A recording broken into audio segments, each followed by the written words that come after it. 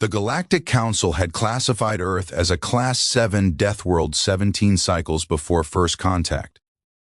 What they failed to understand was what that truly meant. Commander Zal'thar of the Vrexian Supremacy fleet lounged in his command chair, manipulating a holographic display showing humanity's military arsenal with barely concealed amusement. Around him, his bridge officers chittered with laughter. They still used kinetic projectiles. His tactical officer wheezed between fits of mirth. Actual metal slugs propelled by chemical explosions. How quaint! Zal'thar's vertical pupils dilated with what passed for a smile among his species. Our energy shields were designed to deflect plasma and particle beams. These primitives are bringing knives to a laser fight. He gestured at the display showing human naval vessels. Look at these designs. They're essentially metal boxes with crude thrust systems. No gravitic stabilizers, no quantum shielding, no dimensional weapons. Perhaps we should preserve some as museum pieces, another officer suggested, triggering another round of laughter. The Vrexian Supremacy had conquered 47 systems in the past century. Their technology was elegant, efficient, built on principles of energy manipulation and quantum mechanics that humanity wouldn't discover for another 1,000 years. Their shields could deflect starship-killing beams, their weapons could unmake matter at the molecular level, and their sensors could detect a ship from 3 solar systems away. They had absolutely no defense against a 16-inch shell traveling at 2,000 meters per second. What Zal'thar and his crew didn't know was that 15 light minutes away, Admiral Sarah Chen stood on the bridge of the UNS Indomitable, watching that exact same Vrexian fleet on her tactical display. Her weathered face showed no emotion as she listened to the intercepted alien communications. "They're laughing at us," her XO noted quietly. "Let them," Chen replied, her voice carrying the weight of 40 years military service. "Hubris is a weapon we can exploit." She'd read the intelligence reports. The Vrexians had shields that could stop energy weapons, sensors that could detect electromagnetic emissions from parsecs away, and ships that could dance around anything humanity fielded in terms of maneuverability. On paper, it was no contest. But Admiral Chen had learned something in her decades of service. Warfare isn't fought on paper. It's fought in the chaos of reality, where doctrine meets desperation, and where the side that adapts fastest usually wins. "All ships," she spoke into her comm, "execute Protocol Phantom. Radio silence. Kill all active sensors. Ballistic approach only." Across the human fleet, ships went dark. Not damaged dark, deliberately dark. Cold running, as submariners used to call it. They'd learned this trick from Earth's oceans, where nuclear submarines played cat and mouse with acoustic sensors. The Vrexians, so confident in their superior technology, never considered that the primitive humans might simply stop emitting signals. The Vrexian fleet remained blissfully unaware until the first salvo of railgun slugs, fired from 3 million kilometers away, arrived at nearly a tenth of light speed. Zal'thar's first indication something was wrong was when his tactical officer's console simply exploded, not from an internal malfunction, from a depleted uranium penetrator that had passed through 3 decks before hitting it. The bridge decompressed in seconds. His last thought before his emergency suit sealed was confusion. Their sensors had shown nothing. The humans had simply vanished. On the UN's Indomitable, Chen watched her tactical display like a hawk watching prey. Missile batteries, launch solution gamma, nuclear-pumped X-ray warheads, fire when ready.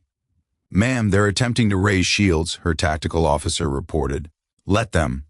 Chen's smile was thin and cold. "Their shields stop energy weapons by dispersing the beam's energy across their surface. But you can't disperse kinetic energy. Physics doesn't work that way." The Vrexians were learning this lesson in real time. Their beautiful, elegant ships, designed to deflect coherent energy, were being torn apart by simple momentum transfer. The shields that could shrug off gigawatt lasers crumpled like aluminum foil when 2,000 kilograms of tungsten carbide arrived at relativistic speeds. Captain Marcus Webb of the UNS Thermopylae watched 3 Vrexian destroyers try to flank his cruiser. They were fast, dancing around his firing solutions with contemptuous ease.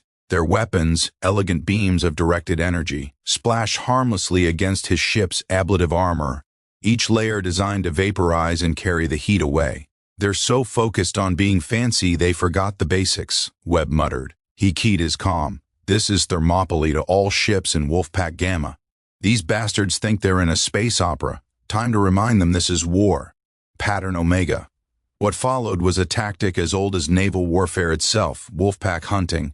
The human ships didn't try to dogfight. They coordinated using tight beam communications the Vrexians couldn't intercept, setting up crossfires and kill zones. When the Vrexian ships maneuvered to avoid one ship's guns, they sailed directly into another's firing solution. Then Webb unveiled the surprise that would echo through galactic military academies for generations. The Thermopylae had been hauling a payload of 1,200 old-generation tactical nuclear missiles, weapons so obsolete they'd been scheduled for decommissioning. "Weapons free," Webb ordered. "Saturation pattern." 1,200 warheads filled the space between the fleets.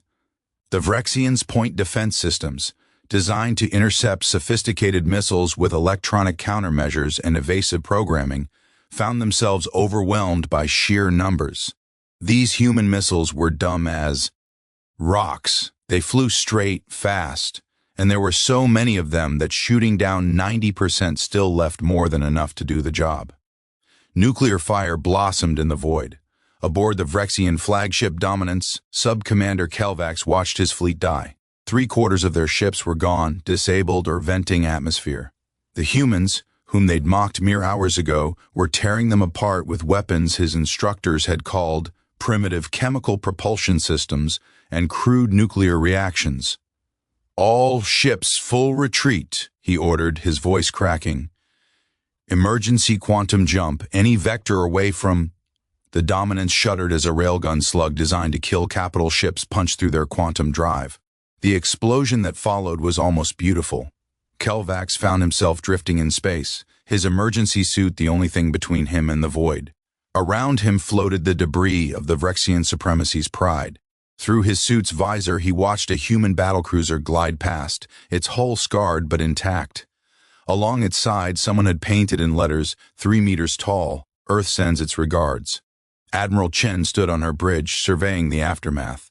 Her fleet had taken losses, good ships and good people who'd never see Earth again. But they'd won.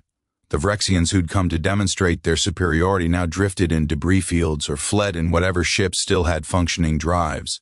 "Admiral, we're receiving a priority transmission," her communications officer reported. "It's from the Galactic Council."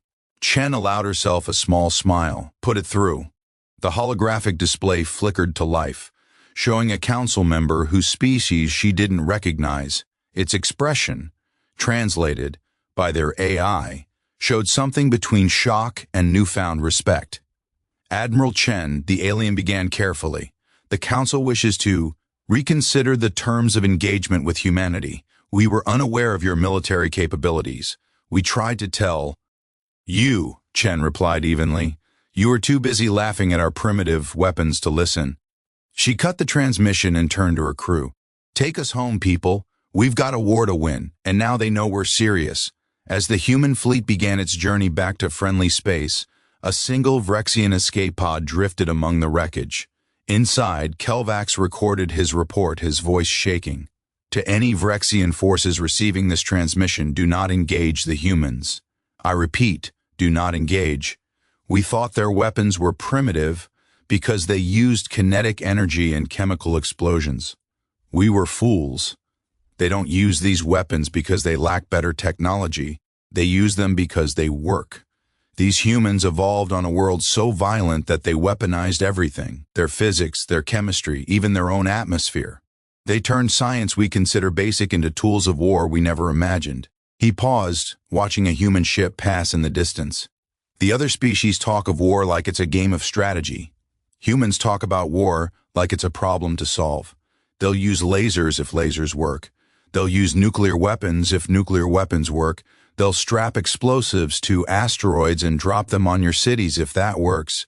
They don't care about elegance or efficiency or the civilized way of warfare. They care about winning, and they've spent their entire evolutionary history learning how." Kelvax's report would reach Vrexian High Command 3 days later.